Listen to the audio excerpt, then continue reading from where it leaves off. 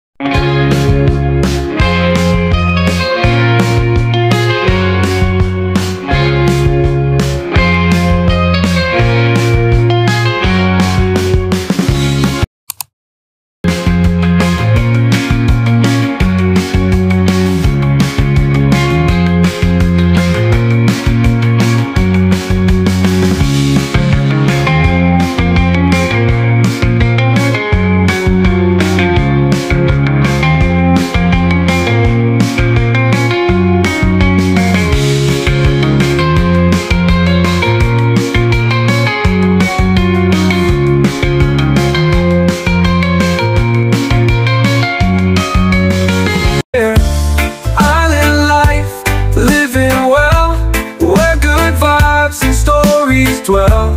Every day's a holiday. Come on down, let's sail. Hey guys, nandito kami ngayon sa Coffee Library San Juan. And then, sobrang ganda ng vibe niya inside. Yung mga coffee din nila.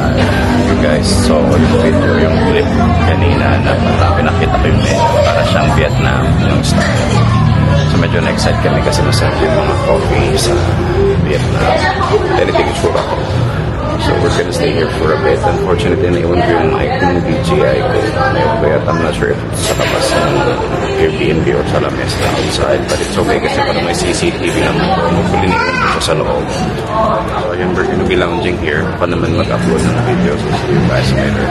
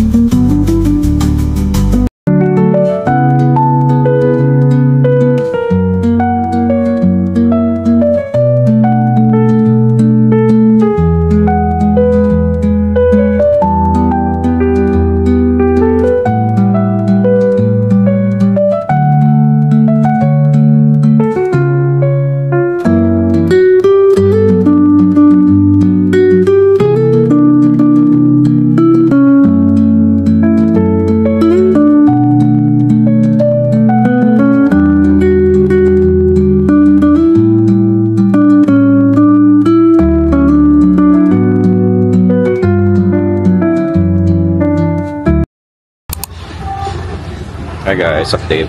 So nandito ako sa parang balcony ng TCL or the Coffee Library here in San Juan.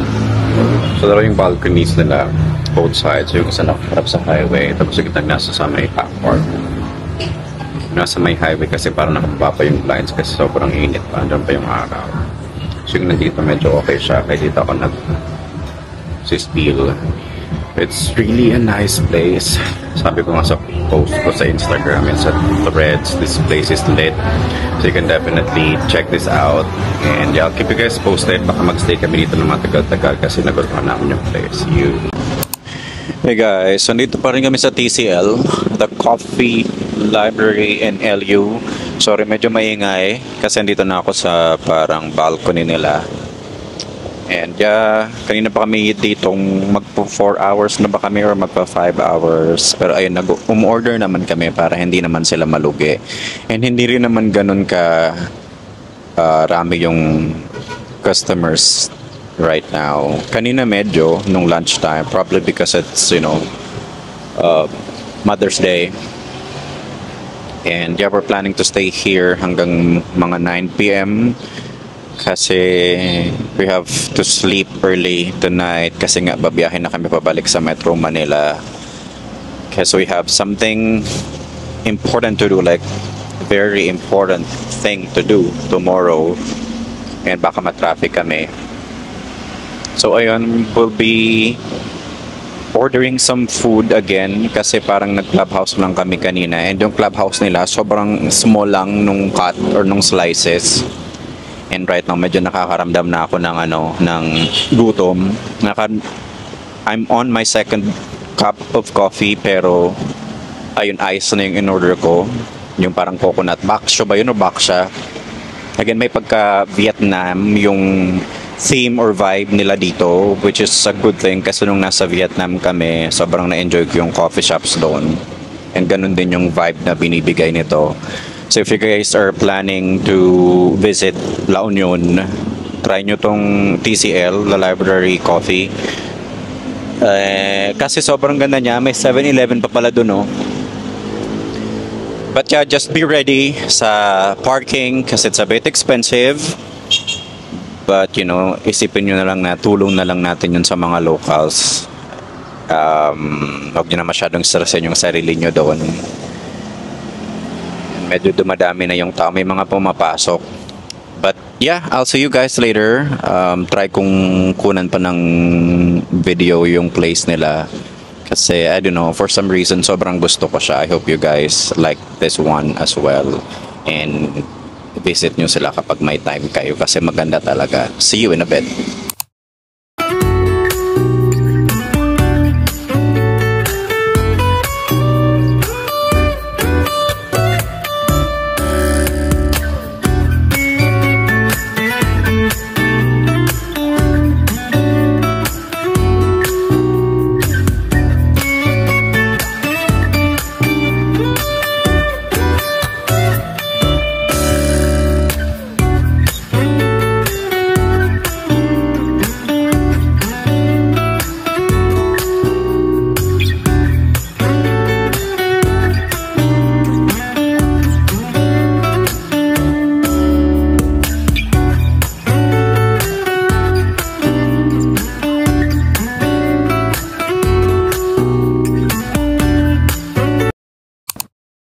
Hey guys, so we're back sa Airbnb and yep, it's our last night here in LU. Teka lang, madilim.